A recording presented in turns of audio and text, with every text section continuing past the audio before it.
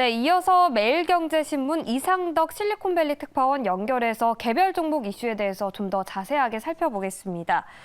네, 포드가 테슬라와 제휴를 맺는다는 소식이 있었습니다. 특히 내년 초부터 포드의 전기차가 미국과 캐나다 등 북미 지역에 설치되어 있는 테슬라의 전기 충전소 슈퍼차저를 이용한다는 그런 소식이 있었는데요. 자세한 내용 전해주시죠.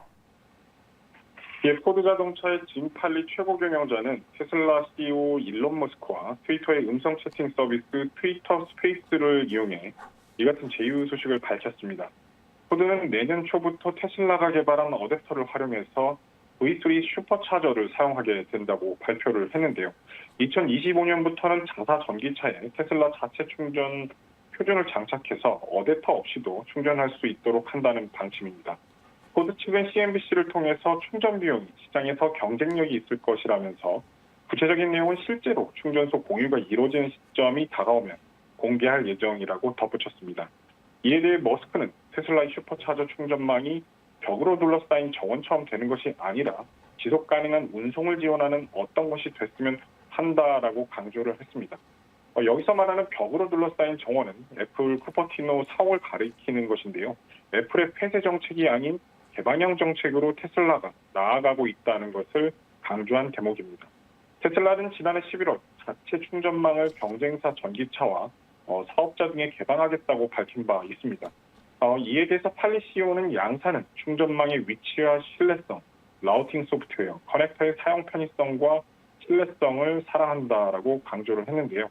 그러면서 속도와 효율성 등을 시속 300km의 일본 고속열차 신칸세에 비유하면서 화답을 했습니다.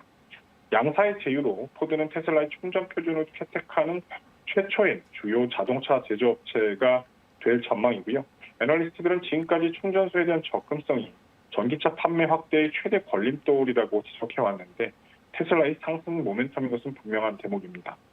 특히 양사가 손을 잡은 이유는 중국 전기차 업체의 빠른 성장세 때문 아니냐라는 해석이 여기서 나오고 있는데요.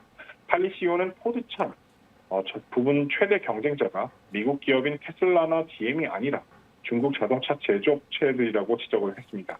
팔리 CEO가 언급한 중국 전기차 업체는 비아디입니다. 비아디는 이르면 내년쯤 테슬라를 제치고 전기차 생산에서 세계 1위를 차지할 것으로 보이는 중국 자동차 기업인데요. 특히 워런 버핏이 이끄는 버크셔 해서웨이가 지분을 보유하고 있어 주목을 받은 바 있습니다. 팔리는 투자은행 모건 스탠리가 개최한 지속 가능한 금융 서밋에서도 GM이나 도요타가 아닌 중국 기업들을 경쟁자로 보고 있다라고 말해 시선을 끌은 바 있습니다. 네, 엔비디아에 관련한 소식도 계속해서 나오고 있는데요.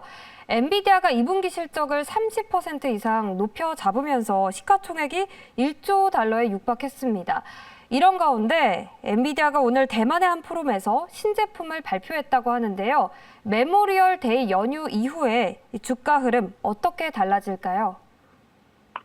맞습니다. 엔비디아는 지난주 금요일 2.54% 상승하면서 주가가 389달러로 마감을 했습니다. 사상 최고가를 매일 갈아치우고 있는 모습인데요. 엔비디아는 오늘 대만에서 열린 컴퓨텍스라는 엑스포에 참여해 새로운 제품 3종을 출시를 했습니다. 젠슨완 CEO는 기조연설에서 우리는 이제 전 세계 거의 모든 컴퓨팅 및 클라우드 회사가 가속 컴퓨팅과 AI로 인해서 새로운 컴퓨팅 시대 전환점에 서 있다라고 강조를 했습니다. 이번 엑스포에서는 엔비디아는 AI 챗봇을 위한 대규모 언어 모델용 DGX GH200을 공개를 했는데요. 소위 빅데이터를 사용하여 소비자에게 제품을 추천하는 알고리즘과 사기 탐지, 데이터 분석을 위한 신경망이 결합된 제품입니다. 엔비디아는 이에 대해 구글, 페이스북, 마이크로소프트 등이 반도체 칩을 활용해 미래 대규모 생성 인공지능 인프라에 청사진을 그릴 수 있다고 밝혔습니다. 또한 헬리오스라는 자체 대규모 인공지능 슈퍼컴퓨터를 구축하고 있다라고 발표를 했는데요. 슈퍼컴퓨터는 올해 출시될 예정이며 4개의 DGX GH200 시스템을 사용하여서 대형 인공지능 모델을 훈련을 위한 데이터를 강화할 수 있다라고 강조를 했습니다. 또 음성, 대화, 애니메이션을 위한 맞춤형 인공지능 모델을 구축하고 배포하는데 사용할 수 있는 엔비디아 아바타 클라우드 엔진도 함께 공개를 했는데요.